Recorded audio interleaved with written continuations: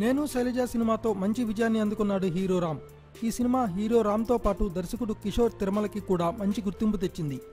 ఈ cinema hit తర్వాత Kishore Tirumala victory వెంకటేష్తో ఆడాళ్ళు మీకు జోహార్లు అనే సినిమా స్టార్ట్ చేద్దాం అనుకున్నాడు. కానీ అనుకోని కారణాల వల్ల ఆ ప్రాజెక్టు ఆగిపోయింది.